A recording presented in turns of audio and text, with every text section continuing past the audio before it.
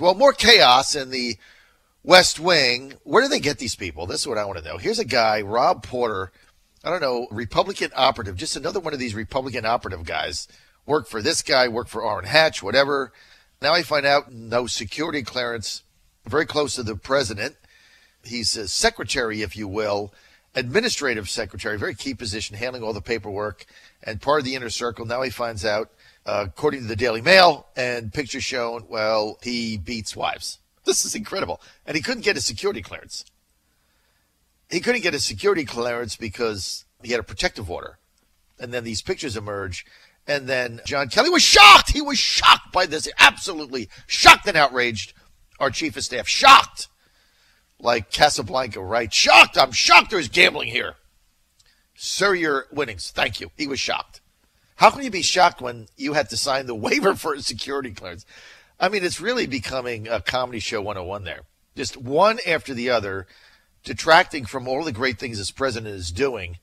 And now we have another so-called situation. But looks like the government's going to stay open. We're going to be talking about the new budget deal, plus the DACA deal. All that coming up with Corey Lewandowski, who is joining us now. Corey, a couple things about him. He was the campaign manager, as you know, for the Trump for President campaign, engineered the biggest upset in history. He's also author of the best-selling book, Let Trump Be Trump. Buy that on Amazon. And if you want him to autograph it, you can just buy one and let me know and get it to me, and I'll set it up. Someone brought me one the other day. So you got to go to Amazon, Let Trump Be Trump, must read. And now he's a senior policy advisor with American First Policies, the number one political action company, the number one political action affiliate in America that is dedicated to pushing the president's America First agenda. And joining us now, without further ado, live from Washington, D.C. with me, Corey Lewandowski. Hey, Corey, good to have you. Good morning, John. How are you today? Good. Now, look, I'm lobbying to get you in the White House because you're the only guy that's going to go in there and clean this thing up. I mean, we got these leakers. We got Steve Bannon, that nonsense going on. Now we get this Rob Porter situation. I mean, you get the chief of staff of the president saying he's shocked, and yet he's the guy that signed the waivers to get around the security clearance because he couldn't get one from the FBI, which obviously he had to know why. And these are all good people, but, I mean, when is somebody going to get in there and clean up this mess?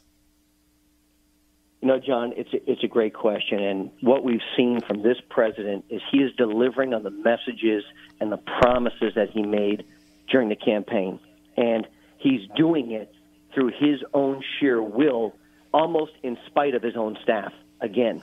And so, you know, what is most concerning to me, if these stories are accurate, and I don't know if they are, but what is being publicly reported is that they knew somehow of these allegations and put out these statements supporting Rob and allowed this to continue. This is a lack, in my opinion, of a politically sophisticated operation. And what we've seen, and I've learned this from the campaign, I've learned it firsthand, you cannot be successful by subtraction. You need to bring people into the building who can help move the president's agenda forward. You know, on the campaign, I tried to do too many things, and I wasn't successful because I didn't build a big enough operation. And after I left with Kellyanne Conway and Dave Bossie and the team that came in, they had the right combination of people who all had the president's agenda in mind. And the only way this administration is going to be successful is by bringing additional people into the administration to help move the president's agenda forward. So that makes sense. We've been saying it for some time. Obviously, I believe that Corey Lewandowski should be the one that comes in and takes over the political operation. And I say that for a lot of reasons. But, you know, we keep saying this, but nothing happens. And it goes on and on and on. And you have another incident just like you had with this gentleman yesterday where he had to resign that was really botched from the beginning. I mean, they were trying to defend him, and there was really no defense for this. And then he ends up resigning. It takes another 2 days of air out of the Trump economic balloon story that we have to deal with. But how do you get this done? I mean, I've got callers texting me and saying, well, is the president aware of this? And who's going to make the decision? How do we get from A to B and do exactly what you just outlined, Corey? Look, it's a question that I don't know the answer to, but The reports are saying that the president, and I believe this, was unaware of the issues surrounding Mr. Porter. That information was not brought to his attention until recently. But look, it is a larger narrative. It is a narrative that we've seen a lot of people leave the building and not many people come into the building. And you have a federal government which the president gets over 4,000 appointments, and a number of those have still been unfilled, and a number of the key positions inside the administration remain unfilled. Look, there's a story today in Politico, and I don't like to give them credit, but it says that John Kelly is still looking for a deputy chief of staff to come into the White House and has been on that search for 4 months. You have to fill these positions because there is too much work to do, and the president is working too hard to not have the best possible team around him. And to have people surrounding him that actually believe his agenda and believe in him personally and want to move it forward, right? That's the other issue. I mean, you can always find Republican political operatives that have gone from administration to administration or Senate office to Senate office or committee to committee. But I think part of it, don't you think, is finding people that understand the president, understand his agenda, his America First vision, can articulate it, can embrace it, and believe in it. Isn't that one of the issues also? Well, John, I think the number one thing that you have to remember about this president is that he believes in loyalty. And you have to go back and look and, remember, it's easy to find people, I think you're right, who want to go into the administration and put something on their resume that never supported candidate Trump, never supported President-elect Trump, and probably at some level don't support President Trump. We've seen story after story after story of people who've worked in the building, the White House, or in the Eisenhower Executive Office building, who have not been supportive of the past, of the president in the past. Look, I think loyalty is a major factor. And I go back and I look at the Obama administration as an example.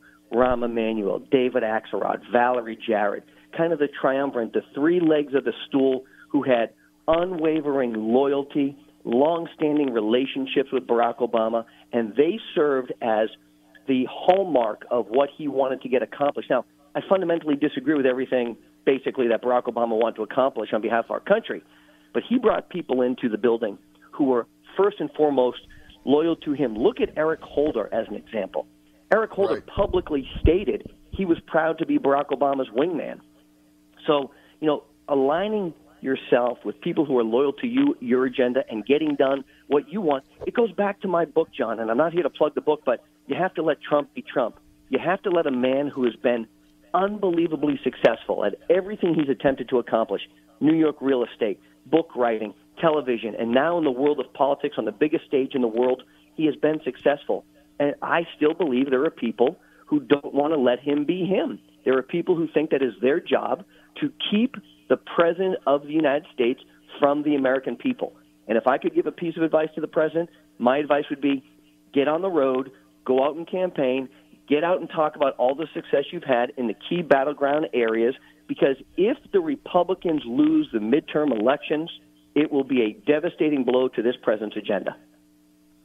Well, I would assume that if that happens, the Democratic-led House is going to move to impeach him within 90 days, regardless of what the charges are. They'll say that they don't like the way he makes a ham sandwich. It doesn't matter.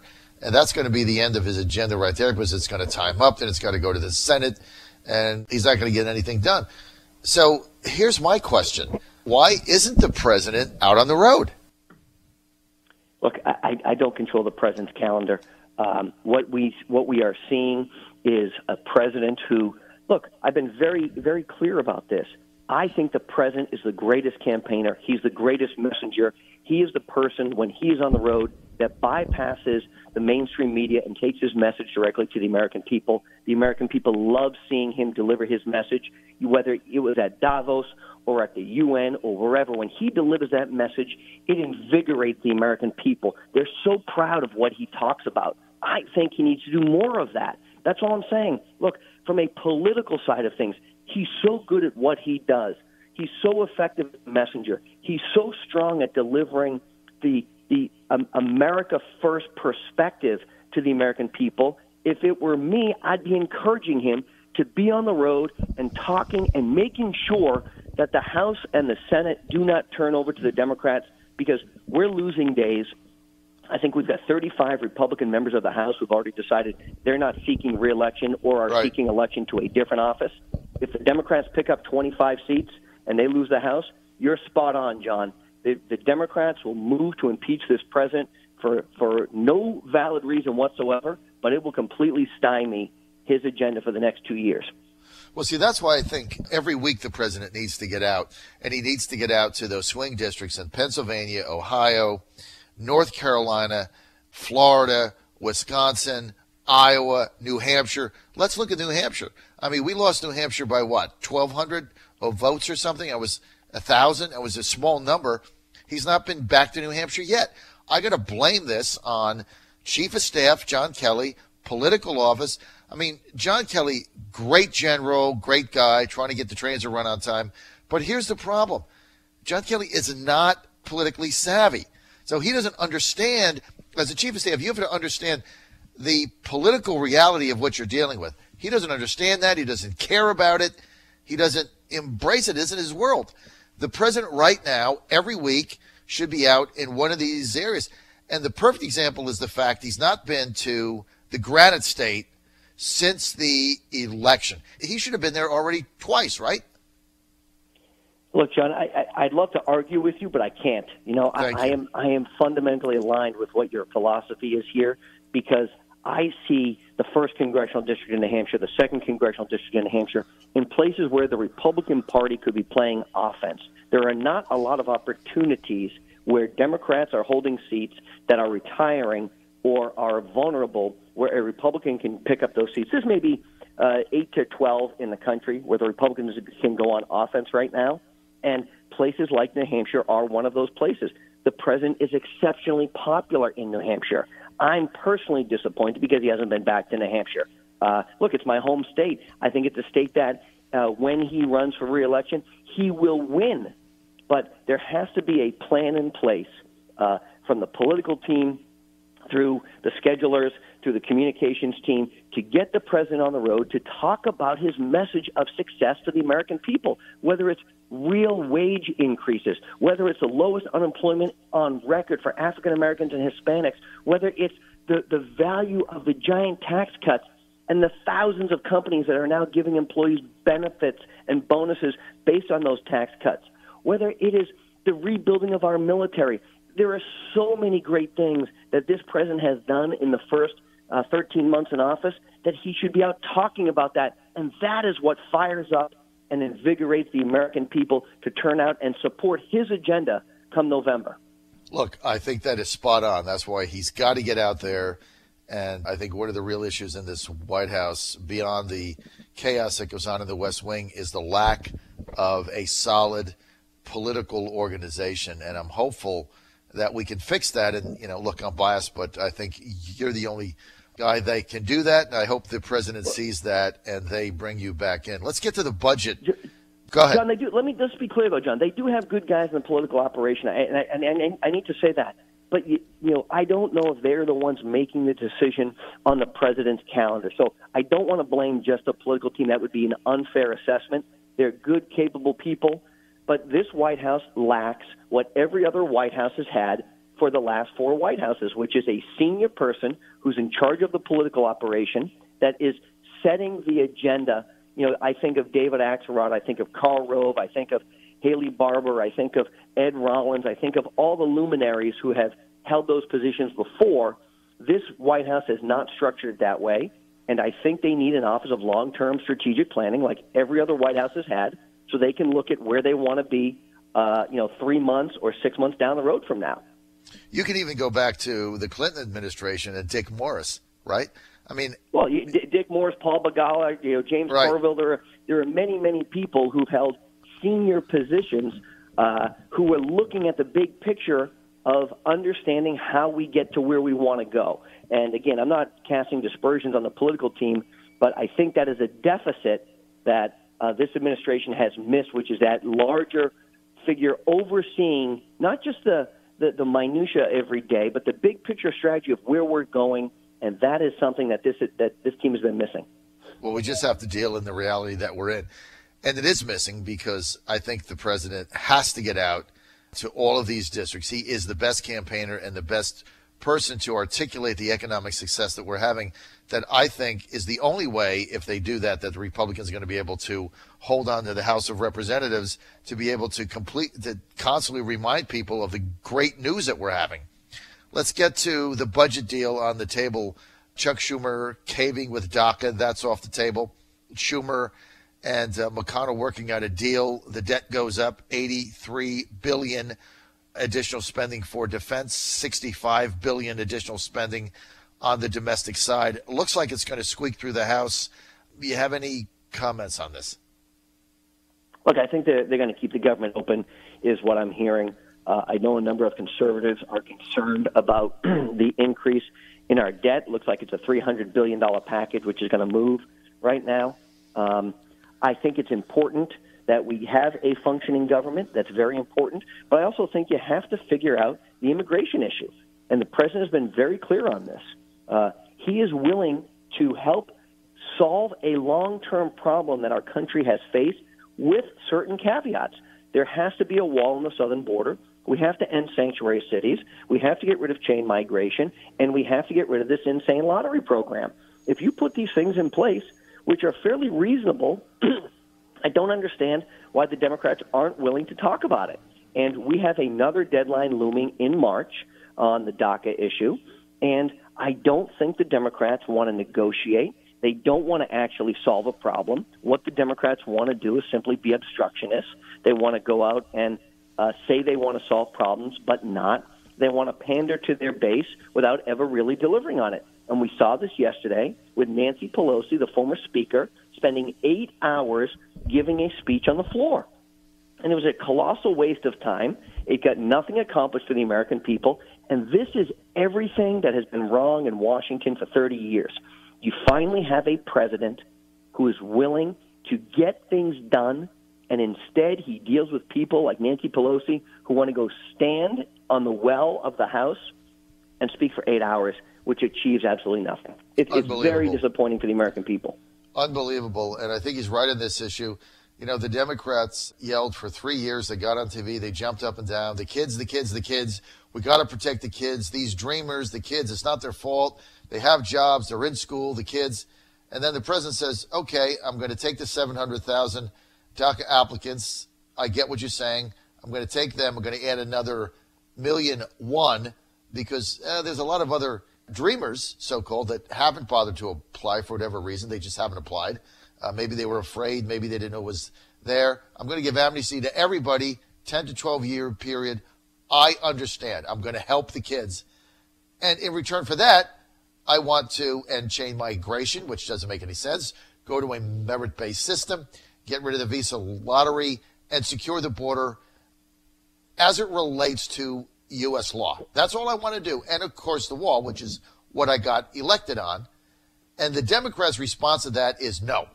It's to me, it's incredible. It's either about the kids or it's not. And if it is, then John, the Democrats should take this. You know, it's not like the Democrats are saying, no, here's the alternative, right? The answer is just a flat-out no, because they don't care, right? I heard my friend and co-author of the book Let Trump Be Trump say this the other day, Dave Bossie.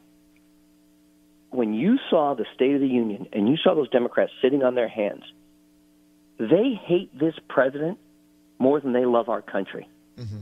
That's what's astonishing to me. When Democrats couldn't stand up and clap for a 12-year-old boy who took American flags and put them on the graves of dead U.S. soldiers, they couldn't clap for that.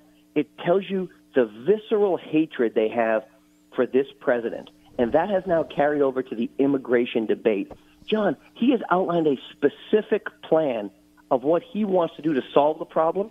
And the Democrats' answer is just a straight no. It's not a, here's an alternative, here's a different solution. They didn't even praise him for tripling the amount of individuals who would be on a path to citizenship, which a lot of conservatives have problems with. Right. They never praised him for that. They simply just said no. Right. Unbelievable. We're out of time. I want to thank Corey Lewandowski for being with us. His candor, always refreshing. We're lobbying to get him into the West Wing to take over the political operation ASAP. Maybe I'm a lonely voice in this, but I'm going to keep working it. Now, you've got to get Corey's book. It's really, really a great book. You're going to enjoy it. It's a super read. Let Trump Beat Trump, Corey Lewandowski and Dave Bossie. Just go to Amazon. And Corey Lewandowski, also a senior policy advisor with America First Policies, the #1 political action committee that is supporting the president's America First agenda. Corey, thanks for being with us. Really appreciate it. My pleasure, John. Thank you. You guys have a great day. John Fredericks Radio Network. Let Trump Beat Trump. Amazon. I'll be right back.